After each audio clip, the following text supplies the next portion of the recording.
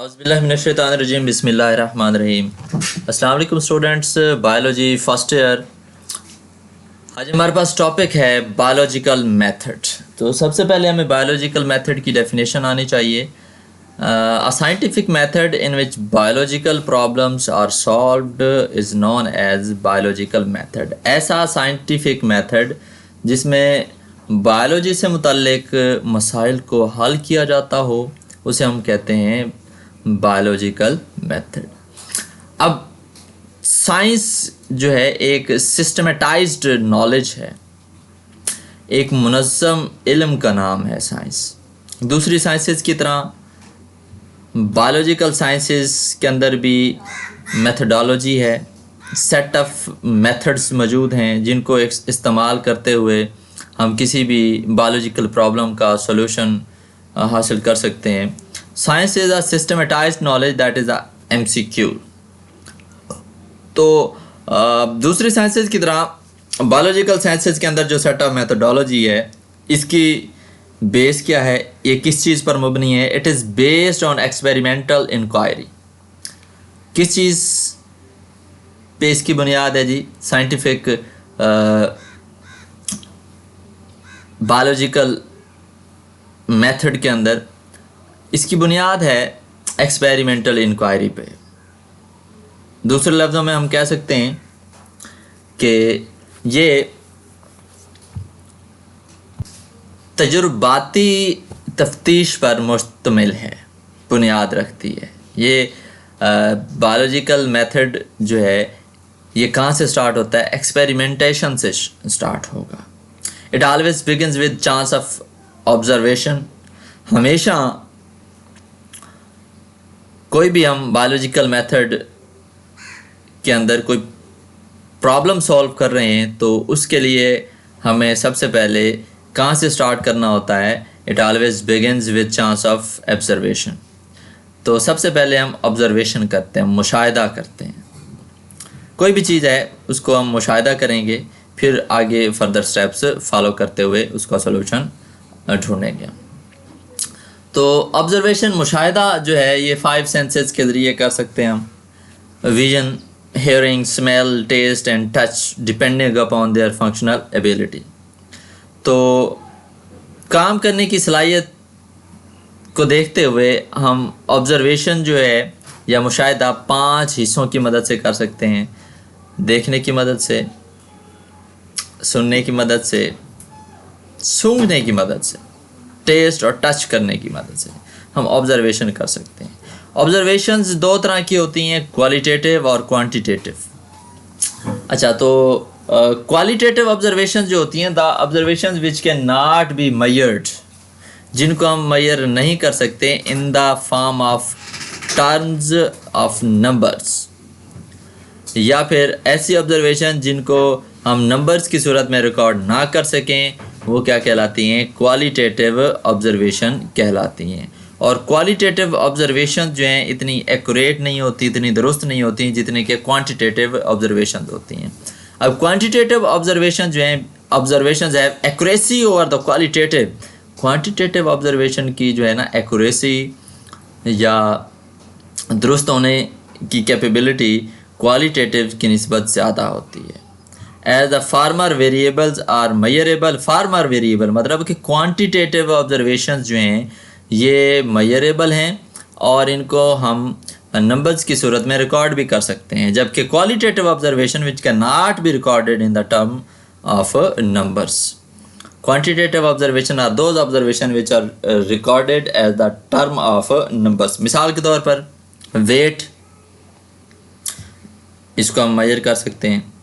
Height measure कर सकते हैं।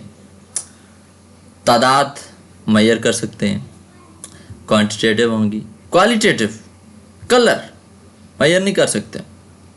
कलर जो है वो एक क्वालिटेटिव ऑब्जर्वेशन होगी, ठीक है, जिसको हम देख के बताएंगे कि जी इस पौधे का जो कलर है वो ग्रीन है। We don't know how much green it is. तो ऐसी ऑब्जर्वेशन जिनको काउंट ना किया जा सके, मेजर ना किया जा सके, क्वालिटेटिव ऑब्जर्वेशन कहलाती है। An observer organizes observation into data form and gives a statement as per experience and background knowledge of the event.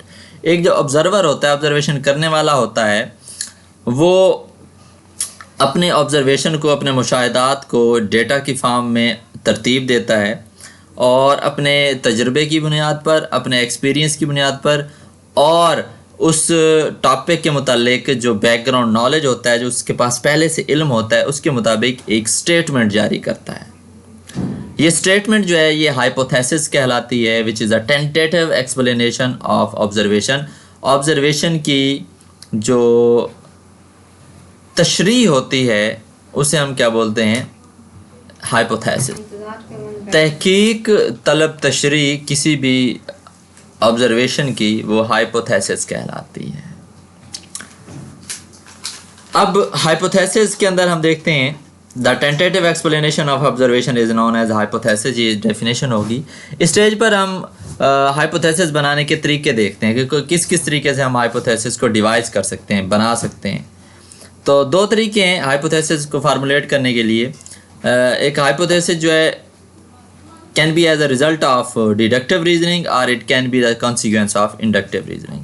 Hypothesis जो है ये डिडक्टिव रीजनिंग से या इंडक्टिव रीजनिंग से बनाए जाते हैं. मतलब कि हाइपोथेसिस के लिए रीजनिंग लाजमी है, ज़रूरी है.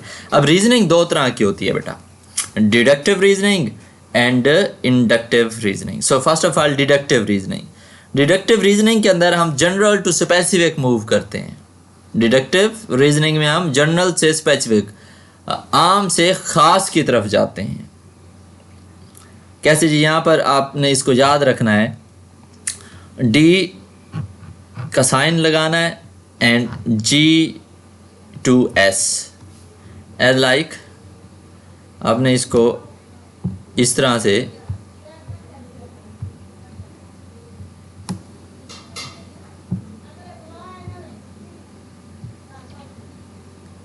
यहाँ से D which stands for deductive reasoning. आपने इसके बाद क्या करना है? D के बाद आपने इसको G और S में इसको कन्वर्ट करना है. सॉरी, ये जो है ना थोड़ा सा पॉइंटर के चलने में मसला आ रहा है, तो इसके अंदर हम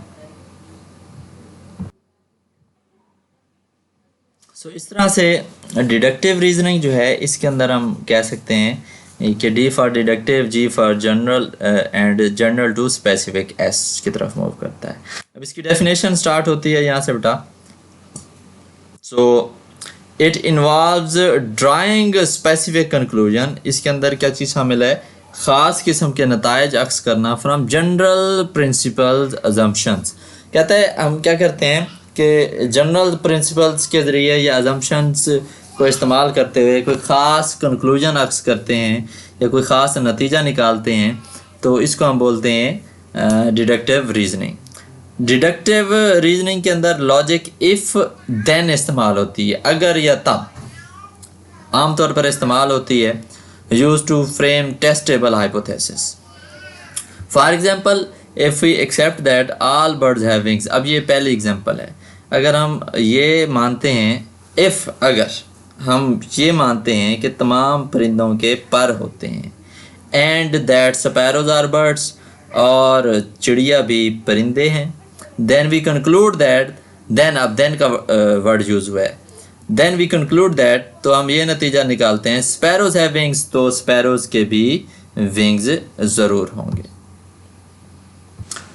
तो कहता है अगर हम ये मानते हैं कि तमाम परिंदों के पर हैं, तो स्पैरोज़ भी, चिड़िया भी परिंदे हैं, तो हम ये नतीजा अक्स करते हैं कि स्पैरो के भी पर होंगे. देखें, आम सी बात से हमने ख़ास बात निकाली कि तमाम परिंदों के पर होते हैं, आम बात है, जनरल सी बात है, और चिड़िया के भी पर होते हैं, ये एक ख़ास बात हो गई.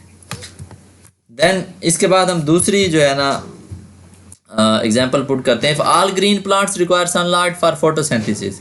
अगर तमाम सब्ज़ पौधों को फोटोसिंथेसिस के लिए सूरज की रोशनी की ज़रूरत है, तो कोई भी सब्ज़ पौधा जब उसे अंधेरे में रखा जाएगा तो वो फोटोसिंथेसिस नहीं करेगा, ग्लूकोज नहीं बनाएगा, जो कि फोटोसिंथेसिस का एंड प्रोडक्ट है. तो ये एक एग्जांपल हो गई डिडक्टिव रीजनिंग की। Other way of reasoning used to in formulation of hypothesis is inductive reasoning. Inductive reasoning भी हम इस्तेमाल करते हैं। इंडक्टिव रीजनिंग के अंदर बेटा हम यूज़ करते हैं ये वाली जो टर्म यहाँ पे लिखी हुई है that is used for the inductive reasoning. ये वाली टर्म हम इंडक्टिव रीजनिंग के अंदर इस्तेमाल कर सकते हैं। सो इंडक्टिव रीजनिंग के अंदर हम क्या इस्तेमाल करते हैं जी, it moves from specific to general which is reasoning from specific to general. वहाँ पे जनरल टू स्पेसिफिक मूव कर रहे थे इधर, और यहाँ पे हम मूव कर रहे हैं specific to general. It begins with specific observation, ये एक ख़ास किस्म की ऑब्जर्वेशन से शुरू होती है reasoning, and leads to the formation of general principle, और अख्ताम इसका जो है जनरल प्रिंसिपल आम सा एक कानून बनाने में होता है इसका अख्ताम। तो यहाँ से इसकी डेफिनेशन है, it begins with the specific observation and leads to the formation of general principal.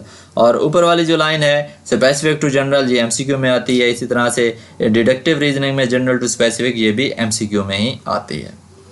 For instance, मिसाल के तौर पर, if we know sparrows have wings, अभी ये इसकी एग्जांपल है। अगर हम जानते हैं कि चिड़िया के पर होते हैं, if we know sparrows have wings, अगर हम जानते हैं कि चिड़िया के पर होते हैं, एंड आर बर्ड्स, और ये परिंदे भी हैं, and we know that eagle, parrot, hawk, crow are birds, और हम ये भी जानते हैं कि ईगल, पैरट, हॉक, क्रो ये सारे भी परिंदे हैं। देन वी कंक्लूड दैट, तो हम ये नतीजा अक्स करते हैं, ऑल बर्ड्स हैव विंग्स, तो तमाम परिंदों के पर होते हैं। पहले हमने स्टार्ट किया था डिडक्टिव रीजनिंग में कि तमाम परिंदों के पर होते हैं, तो चिड़िया भी परिंदा है, इनके भी पर होंगे। इसी तरह से यहाँ पे हमने स्टार्ट किया है कि अगर हम ये मानते हैं कि चिड़िया के पर हैं और ये परिंदे हैं, तो ईगल, पैरट, हॉक, क्रो ये भी परिंदे हैं, तो तमाम परिंदों के पर होंगे। देखें हमने उसको क्या कर दिया, उसी एग्जाम्पल को इन्वर्ट कर दिया है, तो हमारे पास क्या बन गया, इंडक्टिव रीजनिंग की एग्जाम्पल बन गई। The science also therefore uses inductive methods to generalize from specific events. Science जो है इंडक्टिव मेथड को या इंडक्टिव रीजनिंग को इस्तेमाल करती है to generalize from specific events, specific event से जनरल प्रिंसिपल बनाने के लिए बायोलॉजिकल साइंसेज के अंदर इंडक्टिव मेथड का इस्तेमाल किया जाता है। इसी तरह कुछ और भी वेज हैं जिसके ज़रिए हम हाइपोथेसिस को तश्कील दे सकते हैं। In fact some scientist also use other ways to form hypothesis which में include other ways to formulate hypothesis. कौन कौन से हैं जी, इंट्यूशन और इमेजिनेशन, तख़य्युल, ठीक है, तख़य्युल हो जाना या इल्हाम हो जाना या नाजिल हो जाना किसी चीज़ का, या ख़ुद से सोच लेना। एस्थेटिक प्रेफरेंस, ज़ाती तरजीह, ज़ाती पसंद नापसंद की बुनियाद पर भी। रिलीजियस और फ़िलासफ़िकल आइडियाज़, मजहबी या फ़िलासफ़िकल आइडियाज़ को भी हम इस्तेमाल करते हैं एक हाइपोथेसिस को तश्कील देने में। Comparison and analogy with other processes, दूसरे प्रोसेसेस के साथ हम कंपेयर करके भी क्या कर सकते हैं, हाइपोथेसिस बना सकते हैं। या फिर एक चीज़ को देखते हुए एक हाइपोथेसिस बना देना, discovery of one thing while looking for some other thing, ठीक है, एक चीज़ को देखते हुए दूसरी चीज़ बना देना, या दूसरी चीज़ों को देखते हुए एक हाइपोथेसिस डिस्कवर कर देना या बना देना, उसके ज़रिए भी हम इसको कर सकते हैं। These ways can also sometimes forms basis for scientific hypothesis। इन तरीक़ों से भी हम जो है ना scientific hypothesis बना सकते हैं। Hypothesis as you already know are subjected to rigorous testing। अब hypothesis बनाने तक हमारा काम महदूद नहीं है, hypothesis बनाने के बाद हम इसको rigorous testing करते हैं। rigorous testing का मतलब है बार बार इसकी टेस्टिंग करेंगे, तब जाके जो है ना पता चलेगा कि हाइपोथेसिस दुरुस्त भी है या नहीं। सो इंशाल्लाह ये हमारा हाफ टॉपिक हुआ। इससे नेक्स्ट हाफ टॉपिक के अंदर हम एक्सपेरिमेंटेशन पढ़ेंगे, थ्योरी के बारे में और साइंटिफिक लॉ के बारे में पढ़ेंगे। ये इसलिए हाफ पढ़ाया है क्योंकि जो है ना इसको आपने अच्छे से प्रिपेयर करना है। डिडक्टिव और इंडक्टिव रीजनिंग पर भी लॉन्ग क्वेश्चन आ जाता है बाज़ औक़ात, या फिर सारे बायोलॉजिकल मेथड पर भी लॉन्ग क्वेश्चन आ जाता है। इसमें शॉर्ट क्वेश्चंस भी हैं, इसमें एमसीक्यूज़ भी हैं, क्वालिटेटिव क्वांटिटेटिव ऑब्जर्वेशंस की एमसीक्यू हैं, साइंटिफिक मेथड की डेफिनेशन है, बायोलॉजिकल मेथड की, और इसके अलावा डिडक्टिव इंडक्टिव रीजनिंग की एग्जांपल्स और इनकी डेफिनेशन अलहदा से भी शॉर्ट क्वेश्चन में आ सकती है। Other ways to form hypothesis ये भी शॉर्ट क्वेश्चन में आते हैं।